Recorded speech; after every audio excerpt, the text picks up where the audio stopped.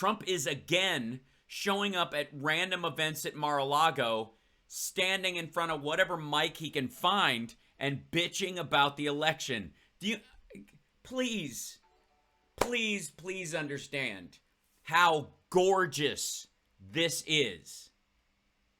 This man came down a gold escalator in his own building that he lived in and, helped the Russian mob run, gambling, prostitution, and drug trade out of. And it had an Alpha Bank server in the basement and whatnot. But he came down this like a big tada with his trophy wife in hand, and he showed up and he launched his campaign, crapping all over Mexicans, and then he got the presidency, and now he's borrowing microphones and embarrassing himself at wedding receptions at Mar-a-Lago in front of a small banister. That banister is pointed right at his crotch. Like, there's not even a podium. This is what kind of... I mean, I'd love to talk to a band who's performed at one of these gigs. That I feel for the dude in the background with the... Is that a Charvel? Is that a Jackson? I don't know, but it's only got one knob on it, and the man's an artist. Point being is that, and it's, I guess, Don Jr. stunt double in the back. Look where he's standing. Look where he is standing. This is a man who was president of the United States of America, the leader of the free world, who was, sharing giant slabs of chocolate cake with world leaders. And now he is barging in on wedding receptions and bitching how he lost the election. It's so good. It's just, can you imagine? Okay, let's listen to what he says, too. I'm sure he says, something gracious to the couple, too, though. Let's see what they find. I wouldn't be surprised. Hold on. I don't know why that sound's coming out both speakers. Hold on. Let's see what they find. Surprised that they found thousands and thousands and thousands of votes. So we're going to... Disney. I know you love me. I helped make Lab Rats one of the highest rated shows in your history. Please listen to me on this one thing. If you can grant me as a favor, as one of your former Disney dads, now with hair far too long and luxurious to play a dad on Disney, no matter how inclusive you guys choose to be, please tell me that at Disneyland, this will be his speech in the Hall of Presidents. It looks like his hall. Doesn't it look like the welcome to the ballroom of presidents, whatever, the guest room of presidents? Watch that very closely, and after that you'll watch Pennsylvania, and you watch Georgia, and you're going to watch Michigan and Wisconsin, and you're watching New Hampshire. They found a lot of votes up in New Hampshire just now. You saw that, because this was a rigged election. Everybody knows it, and we're going to be watching it very. Yeah, you tell them, people. What's up, super spreaders? Closely, but start off by.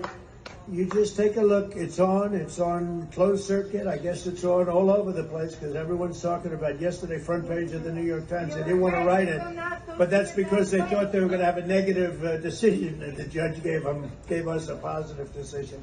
Then let's see what they. Oh my God, it's just so pitiful. It's so great. This is, guys, you have to understand just how terrible this is. I mean, like, we've all seen celebrities that have fallen. I'm not going to say whom. But I'm not the first celebrity guest to come down here and do the Shakespeare Festival. Oh, no. Oh, they've had other people as well. And not all of them have been as talented and easy to get along with as yours truly. That's the nicest way I can put it. Some of them have, quite frankly, been smelly, belligerent, uncomfortable, untalented nightmares that treat the cast and crew like garbage. That happens a lot.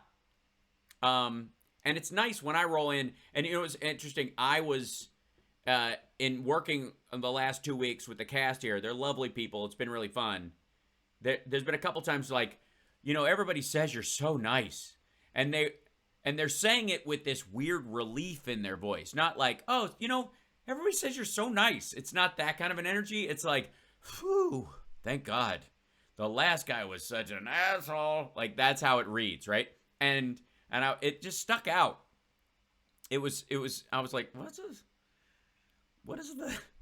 why does everybody say it that way?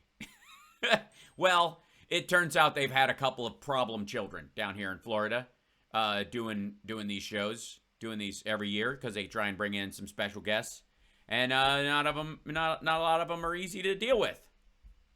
A lot of them are, smelly egomaniacs with time on their hands. And so, speaking of smelly egomaniacs with time on their hands, it's just nice to be. Oh, Pam says, "Come on, Hal, you're such a diva, and you know it." It's true, but I keep all my divaing inside. I think that's the healthy path, right? Right? But enough about Kevin Sorbo. All right, so would you freak out if your mic was changed an hour before showtime? Would I freak out if my mic was changed an hour before showtime? Am I singing or doing stand-up? Because in stand-up, a lot of times you're just lucky that they haven't just attached a tin can with a string to it to a mic stand and gone, fuck it, dude, that's all we got. I don't know what to tell you. As a singer, no.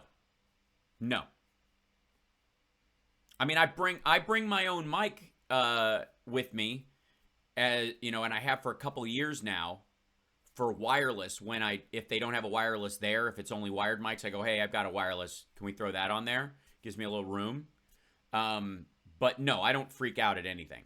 Honest to God, I marvel often at people who freak out before shows, who are nervous or any of that stuff. It makes no sense to me. Like, none. I'm like, if I'm nervous at all, then I shouldn't be here. I'm not ready for this level of it yet if I'm weirded out. So, increase the volume, I see, on Facebook. All right, I will try and bring up the audio overall, see if that does it. Does that help any at all? I brought it up the other day. I don't want to go up into the red, and I'll start screaming at one point, and then so, I mean, look at this. The best part of this is the banister that's hitting him right in the dick. Him standing in front of an empty drum set with no riser. What kind of dump? What kind of crap? Mar-a-Lago, get your shit together. Give the drummer a riser. What kind of low rent dump? I mean, it's already bad that they're performing in front of probably somebody's, stateroom or whatever. They're trying to sleep on the other side. And they're like, well, you got it for half price. But and then is it basically just kind of like this guy and his wife do a White Stripes duo? Is it these two? And then they got this guy who just he's their hype man. He just sits back there and does like white supremacy hand signals. This is so bad. There's no bass player. What do I get for the Mar-a-Lago marriage package? Well, you get full use of the pool area. Of course, it's drained. No tables. Food is extra. You can bring in your own fast food, but if you have anybody drop it off in a car, there's a surcharge. And, of course, we do provide music. Who do you have? We have Glenn and Barb. Glenn and Barb. They do kind of like duet stuff. They can do anything from the White Stripes to Simon and Garfunkel. They do this kind of a cappella Hall & Oates stuff. Don't ask them to do their Tears for Fears. It's a meandering mistake. But yeah, it's just the two of them. So it's just, do they sing? Well, Glenn does. He's got a little karaoke set up right here with a microphone, and the lyrics are here. So you could just ask him for whatever song. Can we sing along? No, that's extra. Jesus Christ, this is terrible. This is supposed to be high-end living. These are the people living the good life. I've seen toddlers with bigger birthday productions than this. Mom Rizzo said, seriously, first, I wouldn't host a thing at Mar-a-Lago, but if I did and he busted in, I would make them take the final number down because of it. Absolutely. Like, maybe they add that. Wouldn't that be amazing? You find out that, like, there's a Trump surcharge and it actually lowers the price. We're really sorry about that. We're going to shave about 15% off the bill. Yeah, but it's 30% overpriced anyways. It's not like you're doing me any favors.